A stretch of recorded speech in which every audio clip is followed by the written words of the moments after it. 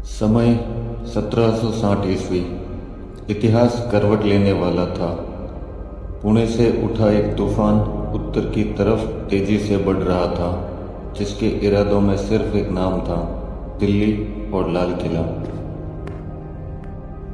अब्दाली का सामना करने के लिए पुणे से निकली मराठा फौज ने चंबल तथा गंभीरी नदियों को पार कर मथुरा में पड़ाव डाला।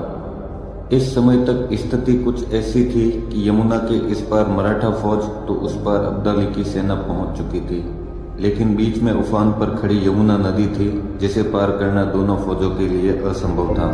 तो भाऊ ने तेजी से दिल्ली की ओर कूच करने का निश्चय किया। दिल्ली पहुंचकर मराठा फौजों ने किले को चारों ओर से घेर लिया। यमुना किनारे के टीलों पर तोपों को चढ़ाकर किले की ओर निशाने साधे गए।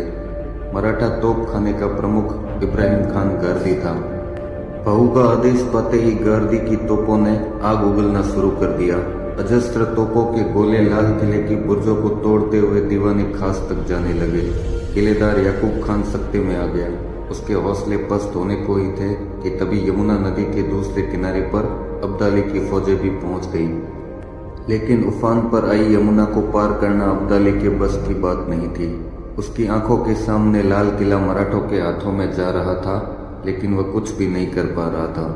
अफगानी फौजों के पहुंचने की खबर जब भाऊ को मिली तो उन्होंने इब्राहिम गारदी को और तेजी से हमला करने के आदेश दिए।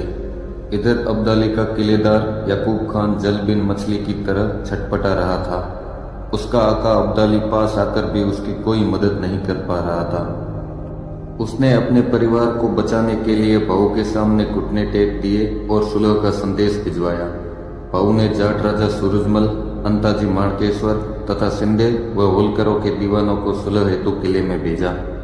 थोड़ी ही देर में अंताजी माणकेश्वर भाऊ के पास वापस आए और उन्होंने कहा कि याकूब खान किला सौंपने को तैयार है। बदले में वह अभयदान चाहता है तथा सकुशल अपने कबीले के साथ यमुना के उस पार अब्दाली के पास जाना चाहता है, जिसे सदाशिवराव भाऊ ने स्वीकार कर लिया। 200 वर्षों बाद पुनः लाल किले पर भगवा ध्वज लहरा रहा था। मराठों का जरी पटका शान से लाल किले पर फहराया गया। सभी सरदारों तथा जाट राजा सूरजमल ने सदाशिवराव भाऊ को दिल्ली फतह की बधाइयां दी।